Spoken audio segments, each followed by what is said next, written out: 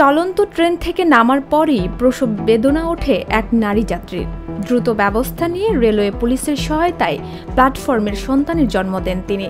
সোমবার দুপুর 12টা 30 মিনিটের দিকে ঢাকার বিমানবন্দর রেল স্টেশনে এই ঘটনা ঘটে। জানা যায়, ব্রাহ্মণবাড়িয়া থেকে ঢাকাগামী একটি ট্রেনে করে বিমানবন্দর রেল স্টেশনে আসেন 22 বছর বয়সী যাত্রী রুমা আক্তার।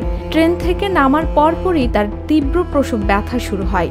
বিষয়টি বুঝতে পেরে উপস্থিত যাত্রীরা এবং রেলওয়ে পুলিশ দ্রুত তাকে সাহায্য করতে এগিয়ে আসেন। পুলিশের সহযোগিতায় প্ল্যাটফর্মে নিরাপদে একটি কন্যা সন্তান জন্ম দেন তিনি।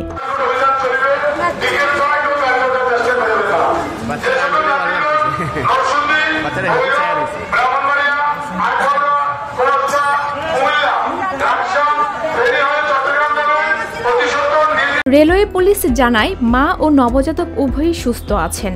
ঘটনার পরপরই তাদেরকে দ্রুত চিকিৎসার জন্য কুর্মিটোলা হাসপাতালে পাঠানো হয়।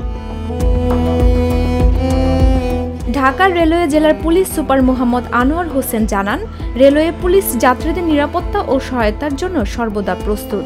এ ধরনের মানবিক কাজে এগিয়ে আসতে পেরে আমরা গর্বিত। এই ঘটনায় রেল স্টেশনে উপস্থিত যাত্রীরা রেলওয়ে পুলিশের ভূমিকার প্রশংসা করেন। অনেকেই নবজাতককে দেখতে ভিড় করেন এবং মা ও শিশুর সুস্থতা কামনা করেন। ডেস্ক রিপোর্ট, ভোরের পাতা।